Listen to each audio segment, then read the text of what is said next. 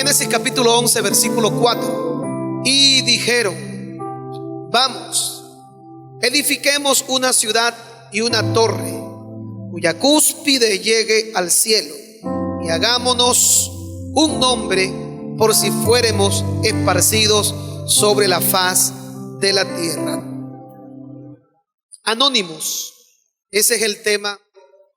Usted sabe quién fue Nimrod. Nimrod fue el primer gobernante mundial que existió en la tierra. Prácticamente después que Dios le dio la instrucción a Adán y a Eva que se multiplicaran y luego salieran del huerto del Edén, ellos comenzaron a multiplicarse. En el capítulo 11 vemos la primera confrontación y la primera conformación de una nación.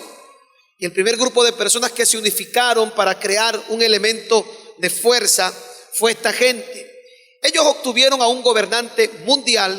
Fue el primer gobernante mundial antes que Bush, antes que todas las personas que usted conoce que han tenido ese tipo de renombre a través de las naciones. Y este señor se llamaba Nimrod. Pero me doy cuenta que poca gente alguna vez escuchó de él.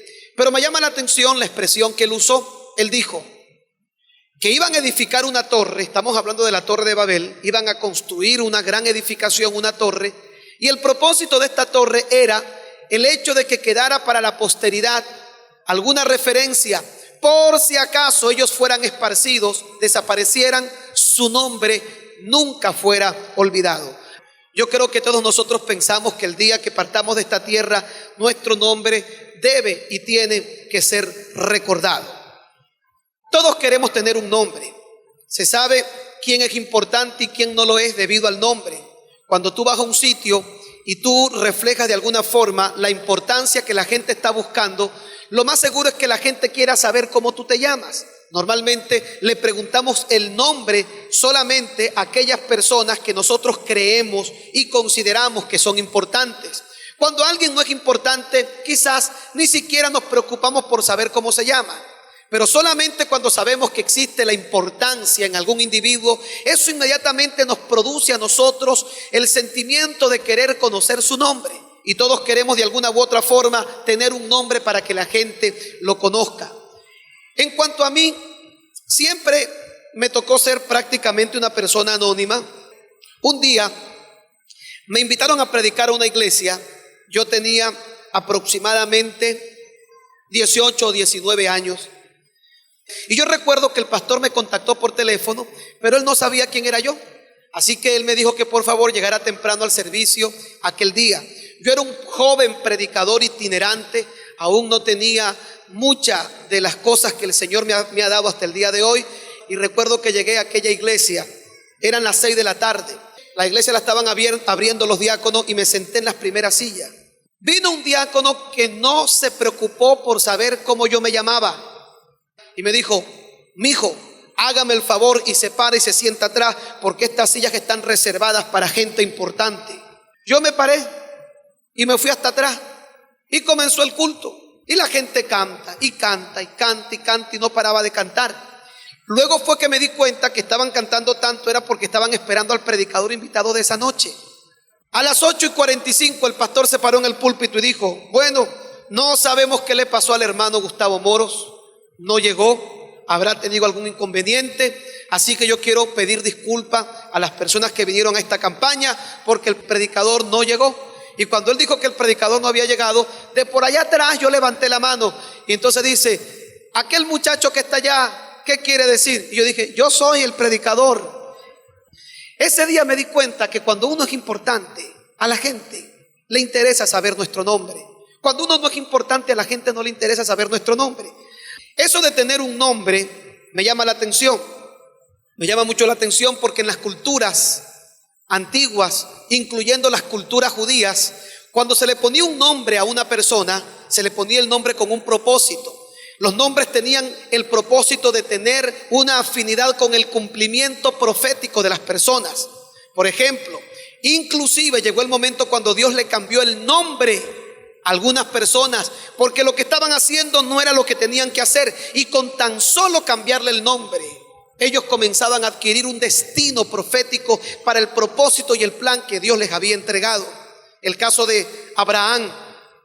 Dios le dijo, ya no será más tu nombre Abraham, ahora te vas a llamar Abraham, y le anexó una H en todo el medio de su nombre. ¿Sabe por qué le puso Abraham? Porque él ahora se iba a llamar Padre de multitudes. Mire cómo Dios le cambió el nombre para darle un propósito. Hasta ese momento Abraham no había tenido un hijo, y desde el momento que Dios le cambió el nombre, ese hombre comenzó a trabajar para tener hijos, porque sabía que el nombre estaba vinculado con el propósito de su vida, y el propósito de su vida era convertirse en el padre de una gran nación. Lo mismo le pasó a su nieto Jacob. Él se llamaba Jacob. Jacob significaba tracalero. No me pregunte por qué su papá le puso ese nombre, pero fue el nombre que le dieron en su casa, fue su nombre de pila. Pero Dios tenía un propósito con Jacob, y cuando Dios designó el propósito con él, le cambió el nombre y le puso, ya no será más tu nombre Jacob, ahora te vas a llamar Israel, que significa príncipe con Dios. Y de por sí él comenzó a trabajar para asumir una posición de un principado entre el señorío y la genealogía que Dios le había entregado. Hay gente que cuando tiene un hijo dice, le voy a poner David, porque David mató a un gigante. Le voy a poner Samuel, porque Samuel era un profeta de Dios. Y resulta que los hijos crecen y se convierten en unos tremendos malandros. Y entonces usted ve por la prensa que dice, David mató a una viejita para robarle una cartera. Y uno dice, ya los David de hoy no matan gigantes, matan viejitas para robarle cartera. Y uno le da vergüenza cuando lee en la prensa nombres bíblicos de personas estafando, mintiendo, porque la gente cree que el nombre es un elemento de misticismo. Un nombre sin propósito no tiene ningún valor.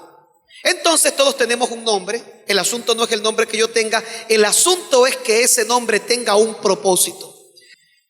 Yo pensaba cuando era pequeño, cuando yo tenga hijos les voy a poner Pablo, les voy a poner David.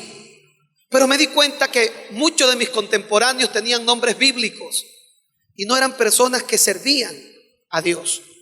Y fue cuando logré darme cuenta que es mucho más importante la educación, sin desvincularlo al nombre, la formación que podemos darle a nuestros hijos para que el nombre pueda tener un propósito. Jamás he visto a alguien que diga, le voy a poner a mi hijo Judas.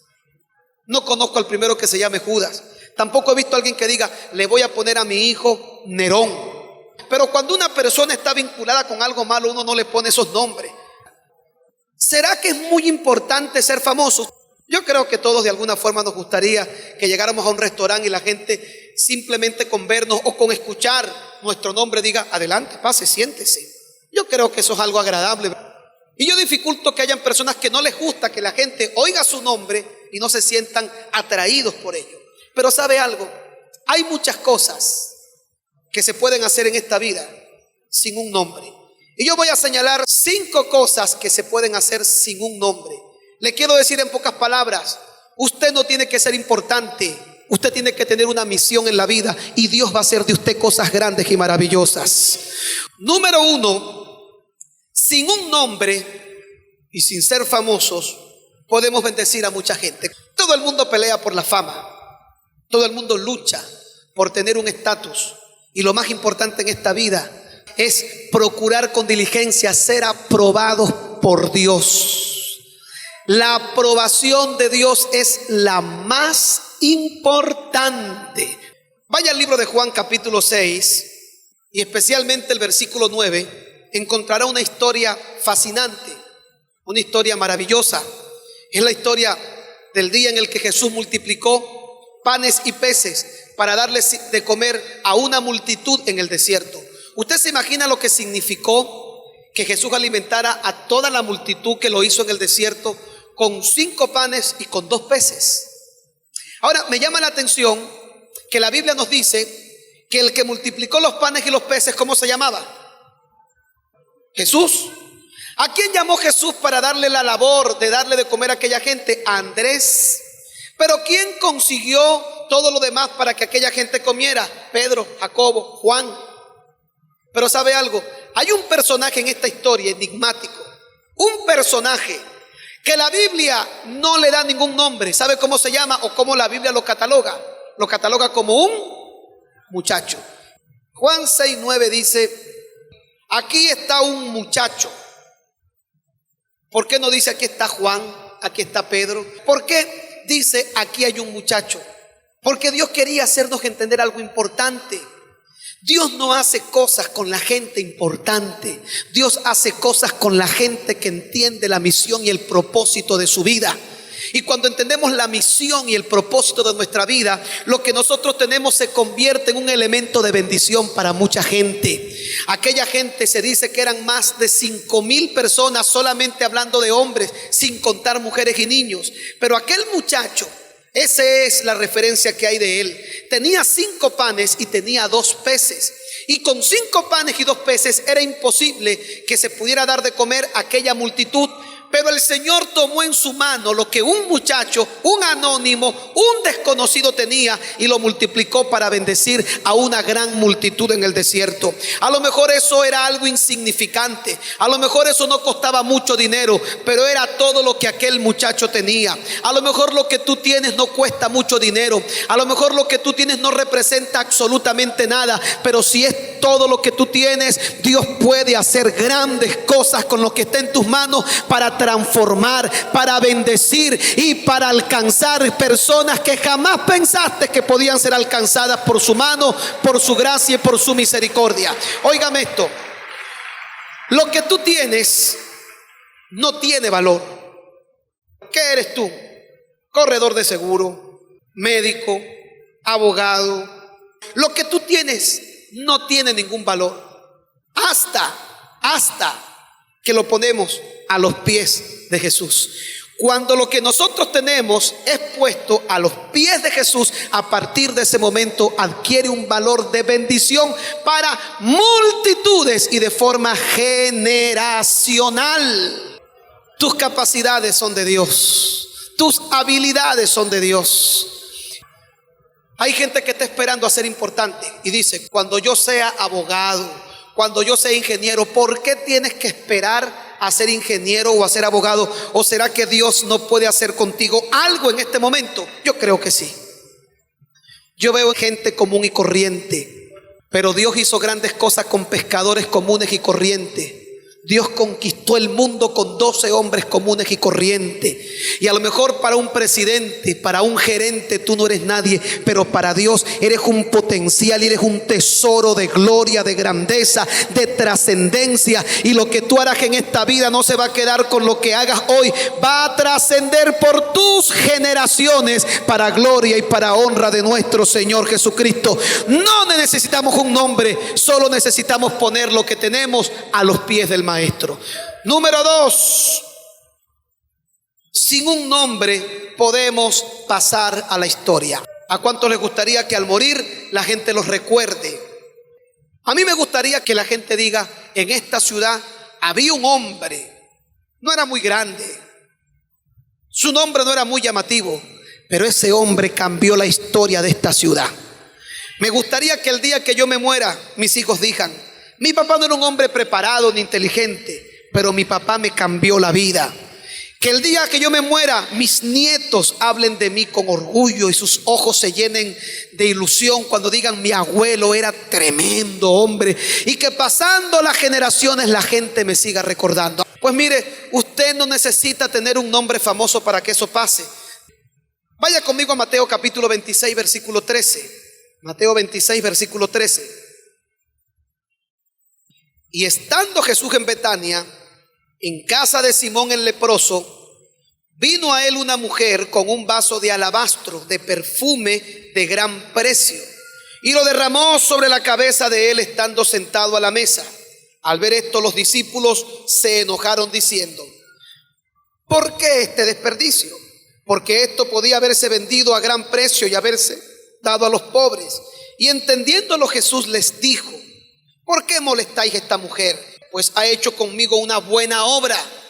No eres recordado por hacer grandes obras, serás recordado por hacer buenas obras. Porque siempre tendréis pobres con vosotros, pero a mí no me tendréis siempre. porque al derramar este perfume sobre mi cuerpo, lo ha hecho a fin de prepararme para la sepultura. De cierto os digo que donde quiera que se predique este evangelio en todo el mundo, también se contará lo que ésta ha hecho para memoria de ella.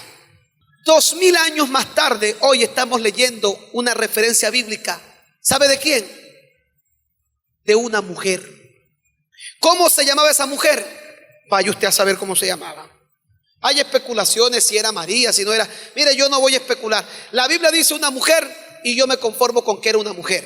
Pero cada vez que la Biblia enfatiza o le quita importancia a algo, lo hace con un propósito. Mujer que me oyes, que has pasado trabajo, contigo Dios va a hacer grandes cosas y serás recordada por tus generaciones, no por lo mucho que hayas hecho, sino por lo que hoy puedas hacer bueno para gloria de nuestro Dios. Mujeres que a lo mejor no han sido tomadas en cuenta, hoy quiero decirte, Dios tiene su mirada puesta sobre tu vida, tu sufrimiento, tus lágrimas. El Señor la conoce y no te dejará nunca durante todo el tiempo de tu existencia.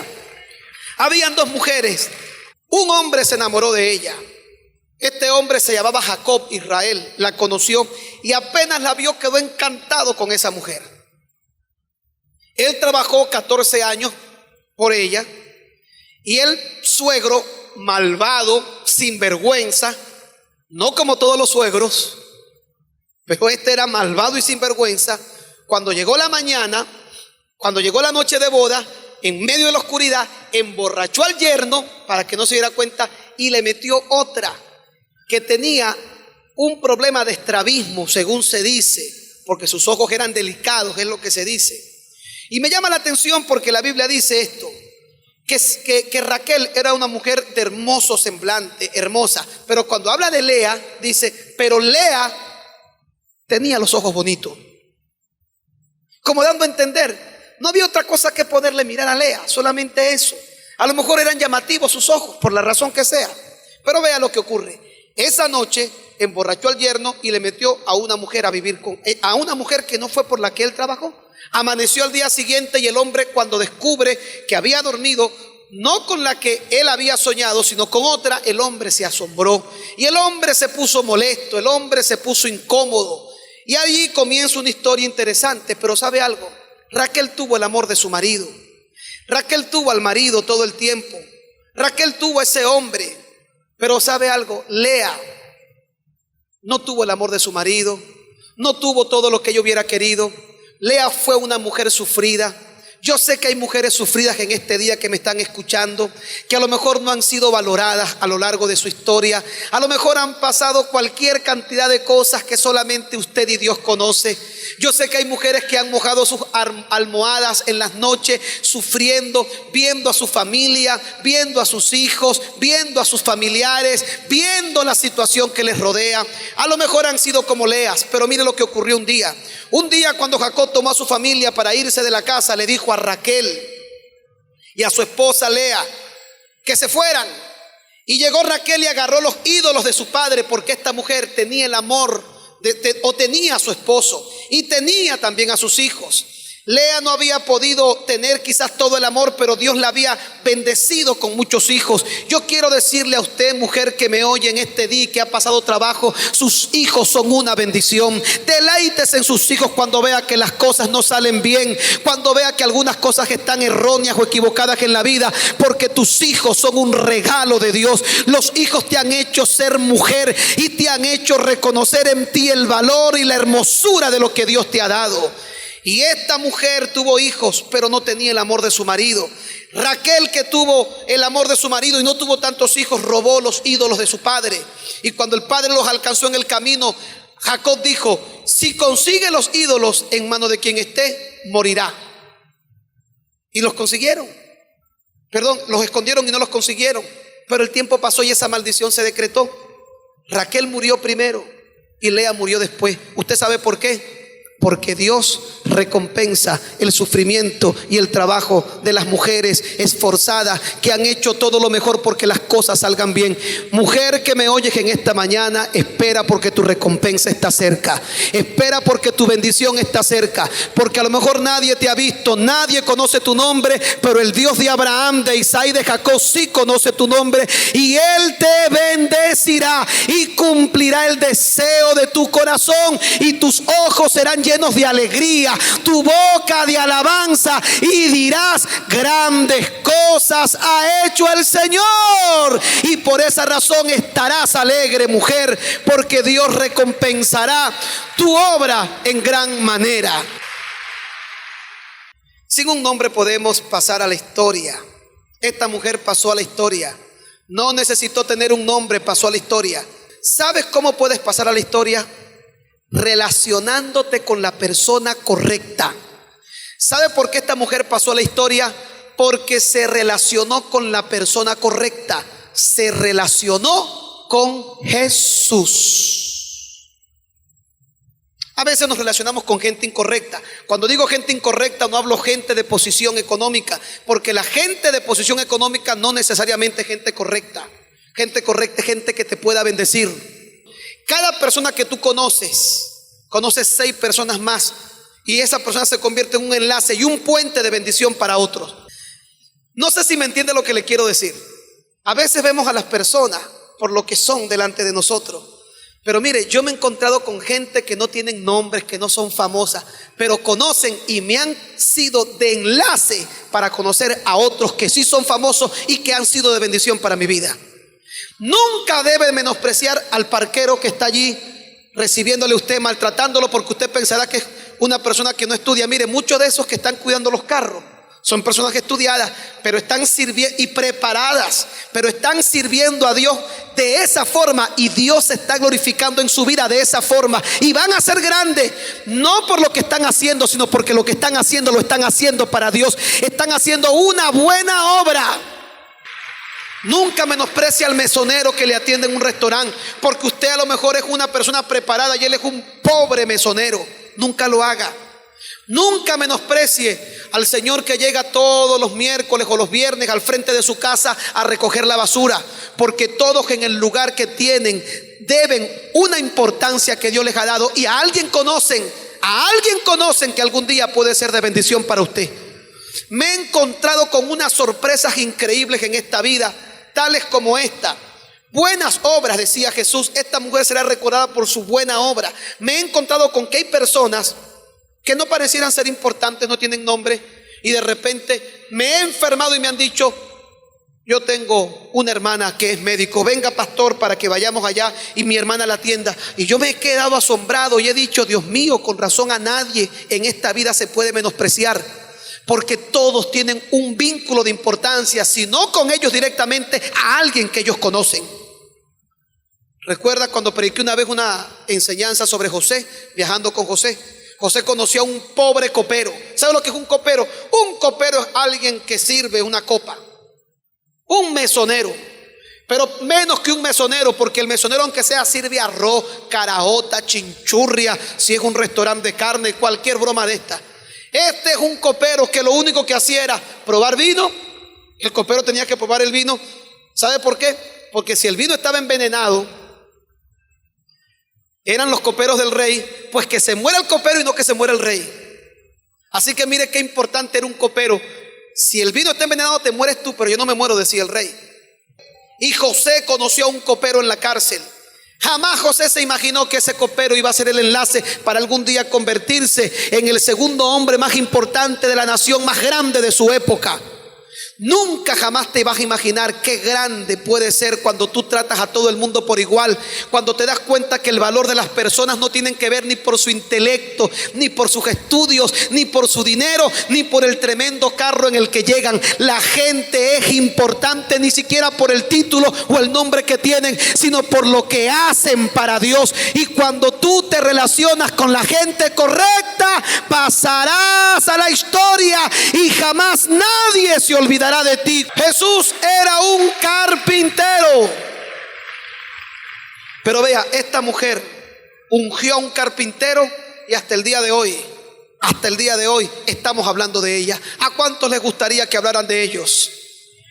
Relaciónate con la mejor gente, con la gente adecuada. No con la gente importante, no, con la gente adecuada. Relaciónate, porque no sabes en qué momento llegue la oportunidad de tu vida para encontrar tu más maravillosa y grande bendición. Y la mejor relación, obviamente, es la que podemos tener y hacer con nuestro Dios. Número 3, sin un nombre podemos llegar donde otros no han llegado. Sin un nombre puedo llegar donde otros no han llegado. ¿Sabes cuántas cosas han hecho personas en esta vida? Y tú dices, si yo pudiera, si yo tuviera la posibilidad. Pero tú dices, él lo tiene porque tiene dinero, él lo hace porque es famoso. Pero ¿sabe algo? Tú no necesitas un nombre para hacer cosas que otros con el nombre, con la fama y con el dinero no han podido hacer. Tú solamente necesitas la valentía y el apoyo de Dios, porque con Cristo somos más que vencedores. Si Dios es con nosotros, ¿quién contra nosotros? Si Él es nuestro ayudador, no hay quien pueda hacernos frente. Así te dice el Señor, y te lo dice a través de su palabra: yo estaré contigo todos los días, y de la misma forma que estuve con Moisés, yo te acompañaré en todos tus senderos y en todos tus caminos. Cuando hayan mares delante de ti infranqueables, yo los abriré para que tu pie pase y no tropieces en ninguna piedra. Yo quitaré todo obstáculo de tu camino y te llevaré a la promoción de la gloria, de la victoria y la seguridad que solamente en Cristo Jesús podemos tener. No necesitas un título. Si lo tienes, pues muy bien. El título no hace al hombre. El hombre es el que hace al título. Tú puedes tener un summa cum laude, un máster, un posgrado, pero si tú no sirves y eres una persona arrogante, echona, altiva, todos tus títulos son basura. Perdóneme, pero es la verdad. Pero puedes ser tú un barrendero, pero si tú sirves a tu prójimo, si tú te pones al servicio de la gente, tú eres un rey y tú eres un príncipe de Dios, porque tu grandeza está en el servicio y no en los títulos que nosotros ostentamos en esta tierra. Tienes que dar.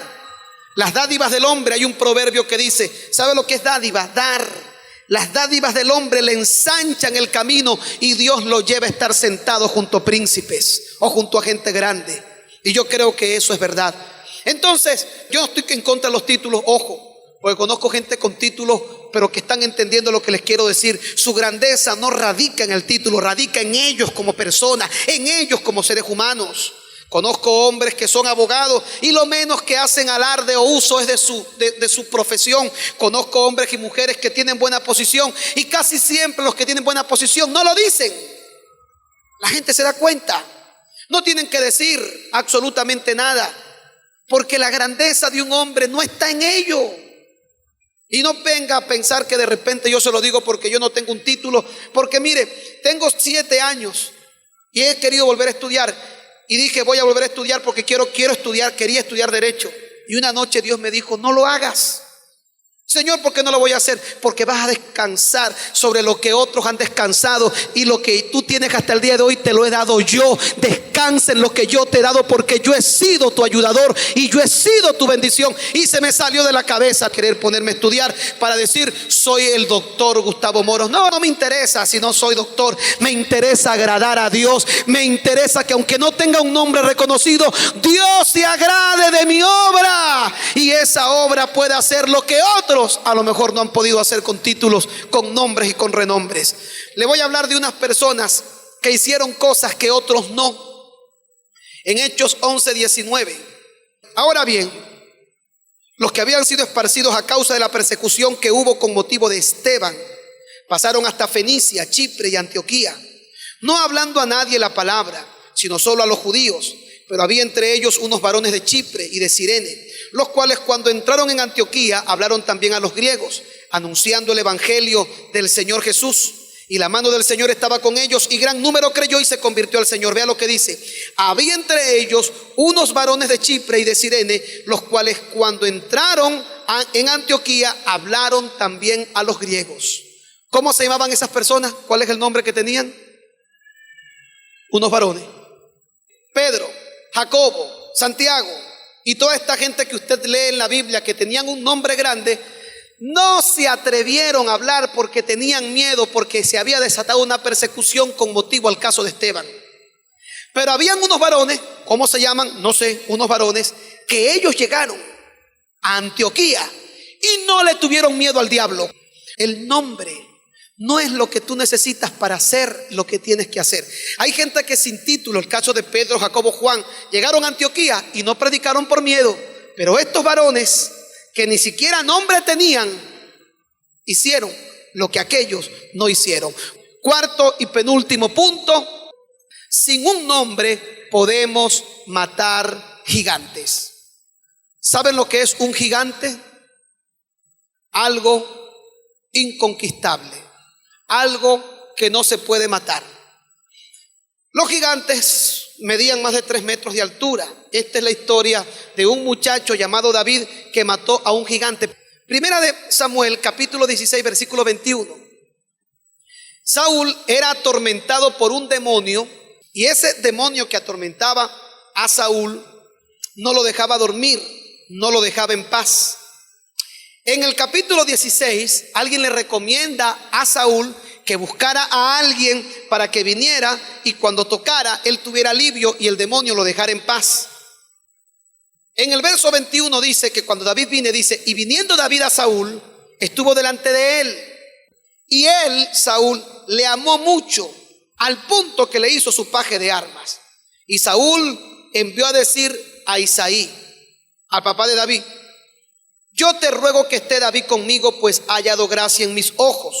Y cuando el espíritu malo de parte de Dios venía sobre Saúl, David tomaba el arpa y tocaba con su mano, y Saúl tenía alivio y estaba mejor, y el espíritu malo se apartaba de él. Primera de Samuel 17:58.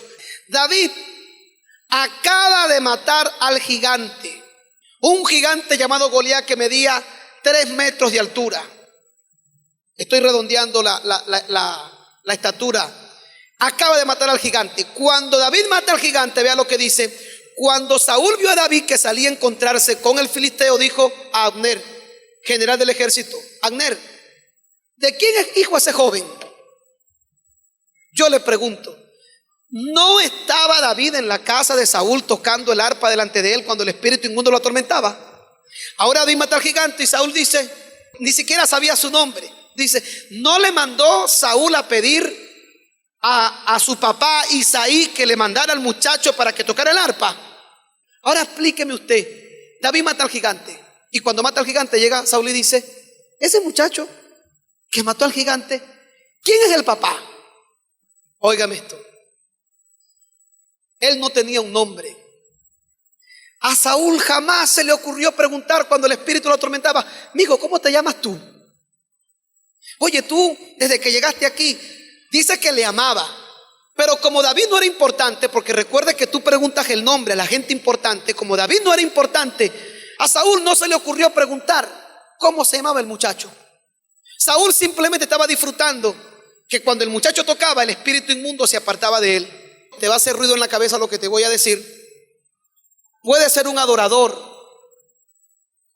puedes cantar al Señor, y eso no es garantía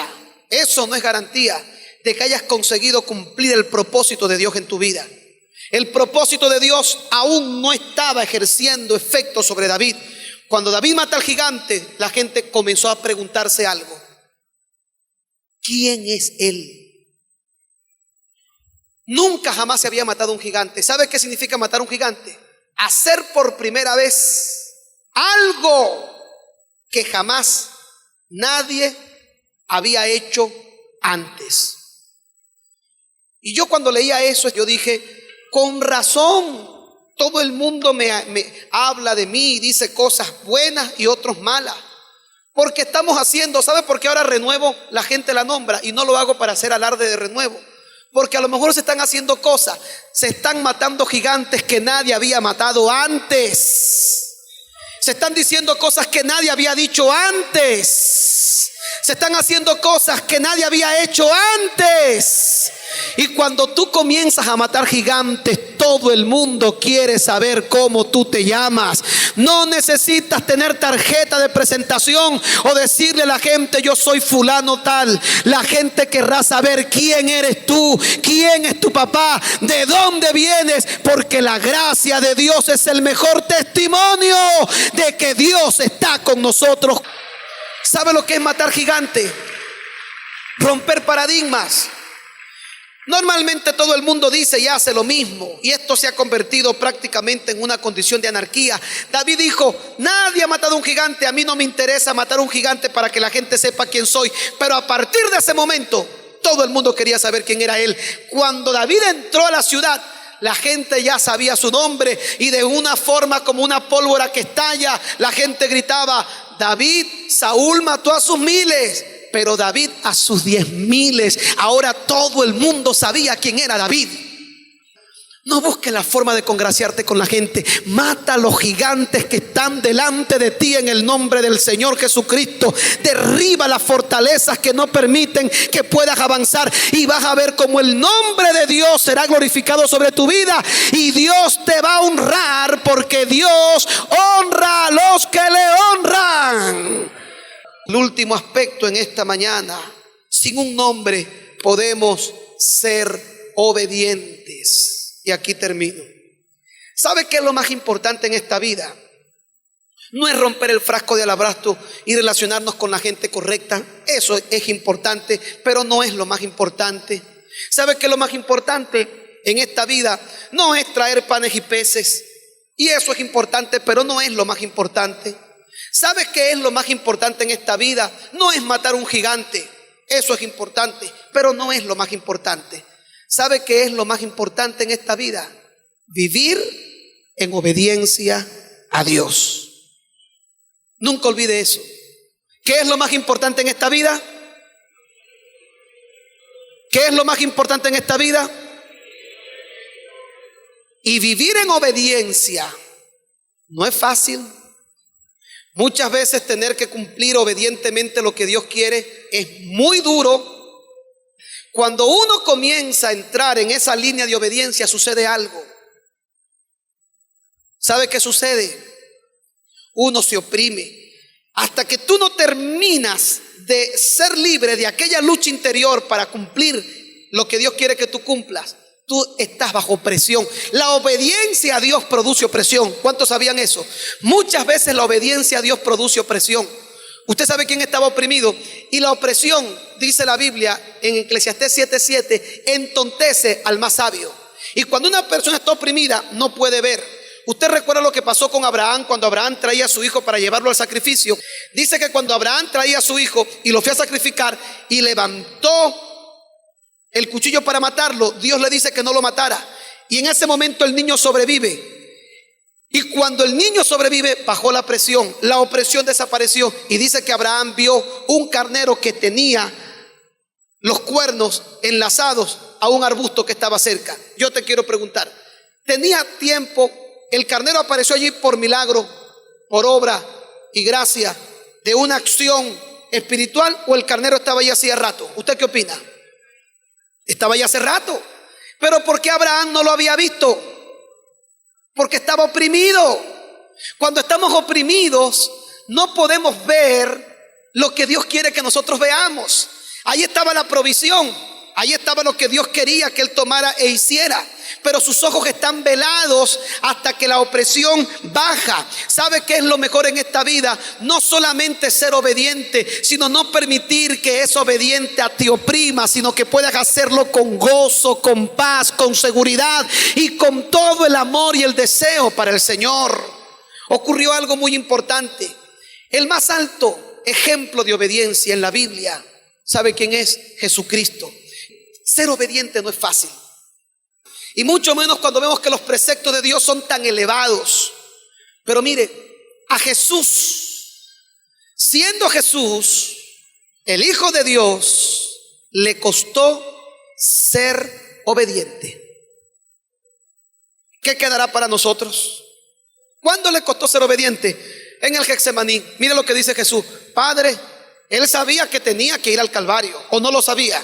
Había vivido 33 años para cumplir ese propósito. Y cuando estaba a pocas horas de que el propósito se cumpliera, Jesús dice esto: Padre, si es posible, pasa de mí esta copa. Se lo voy a traducir: Padre, si es posible, evítame este trago amargo. Se lo traduzco mejor todavía: Padre, si puedes, evita que yo termine de hacer lo que vine a hacer. No quiero. Jesús le dijo en pocas palabras al Padre en ese momento: no quiero. Y si puedes hacer algo por evitarme llegar allá, yo te lo pido, por favor, evítamelo.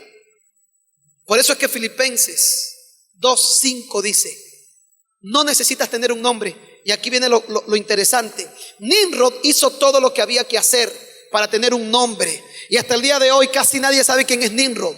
Pero preste atención, Jesús hizo todo lo que se debe hacer para nunca tener un nombre y para nunca ser famoso. Vivir en obediencia, humillarse, servir al prójimo, ayudar a los demás, sentir compasión por el necesitado, no buscar nunca un título. Y él rechazaba y decía: gloria de hombre no recibo, no quiero que los hombres me reconozcan. Cuando hacía un milagro, a algunos les decía: no le cuenten a nadie nada, vayan, lleven su ofrenda al sacerdote y quédense callados, no le digan a la gente quién soy yo. Jesús vivió de una forma que hizo todo lo contrario. Nimrod construyó una torre para ganar un nombre que la gente ha olvidado a través de la historia. Jesús hizo todo lo que se debe hacer para nunca tener un nombre. Pero dice la Biblia en Filipenses 2:5: haya pues en vosotros este sentir que hubo en Cristo Jesús, el cual, siendo en forma de Dios, no estimó ser igual a Dios como cosa que aferrarse, sino que se despojó a sí mismo, haciéndose obediente hasta la muerte y muerte de cruz, por lo cual Dios le exaltó hasta lo sumo. Y aunque él hizo todo lo que se hace para no tener un nombre, se le dio un nombre que es sobre todo nombre, para que en el nombre de Jesús se doble toda rodilla de los que están en el cielo, en la tierra y debajo de la tierra, y toda lengua confiese que Jesucristo es el Señor. ¿Qué aprendí?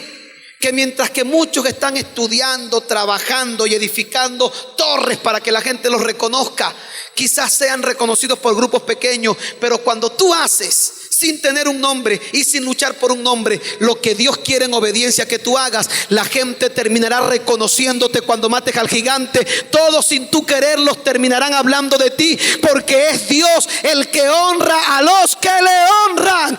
Es Dios el que bendice a aquellos que viven en obediencia a Él y a su palabra. Entonces concluimos en resumidas cuentas: ¿cómo hacer que no seamos olvidados para la posteridad? Muy fácil. No haga nada para ser famoso. No haga nada para que la gente lo recuerde. Sirva a Dios, sirva a su prójimo, relaciónese con la gente correcta. La gente correcta no necesariamente es la gente importante. Traiga sus panes y los peces a los pies del maestro. Haga lo que otros que teniendo un nombre no han hecho, y sea valiente y enfrente y encare la situación. Mate gigantes cuando nadie todavía ha matado el primero, y usted verá que por muy humilde y por más que usted no quiera que se le reconozca, el mundo jamás podrá olvidar tu nombre, porque es Dios el que te está honrando y el que está glorificando a su Hijo Jesucristo en cada uno de nosotros.